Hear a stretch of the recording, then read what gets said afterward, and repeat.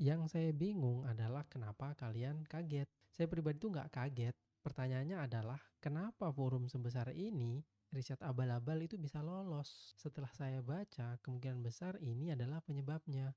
Abstraknya saja yang dibaca sekitar 300 kata. Lalu memiliki asumsi bahwa peneliti memiliki integritas. Loh ini kan aneh. Harusnya sains nggak boleh saling percaya dong. Sebenarnya semua video roasting saya tentang sains itu yang ngasih tahu kalian hal ini. Dan saya kasih tahu ya, seandainya ya, hal itu tuh nggak diungkap oleh ilmuwan yang lainnya, kemungkinan besar itu bakal lolos kok di publikasi jurnal top dunia. Saya nggak ngarang, saya malah sudah buatkan videonya yang judulnya Sokal Square. Kalian tonton aja yang ini langsung. Atau kalau kalian lebih seneng lihat sumber aslinya, kalian tonton video aslinya yang ini.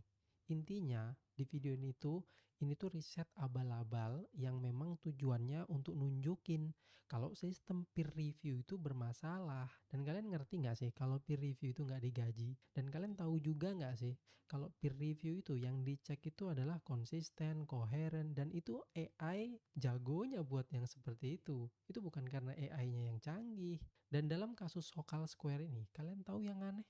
Mereka itu jujur bahwa penelitian mereka itu palsu dan hanya untuk membuktikan bahwa sistem peer review itu rusak, tapi justru malah dipersekusi oleh otoritas sains. Sebenarnya ada banyak riset-riset palsu kalau kalian mau nyari. Dan yang aku bingung kenapa untuk kasus ini kalian pada heboh, padahal ketidakjujuran itu bahkan dilakukan oleh banyak ilmuwan di seluruh dunia. Nggak percaya, kita masuk aja langsung ke datanya. Nanti kalau kalian mau data ini, DM aja aku, akan kasih. Baca sendiri ya. Nah, kalian langsung cek bagian yang ini ya. Ini tuh menunjukkan bahwa 80% lebih peneliti itu nggak berhasil mengulang riset ilmuwan lain tapi malah dibiarin. Ini kan fraud namanya.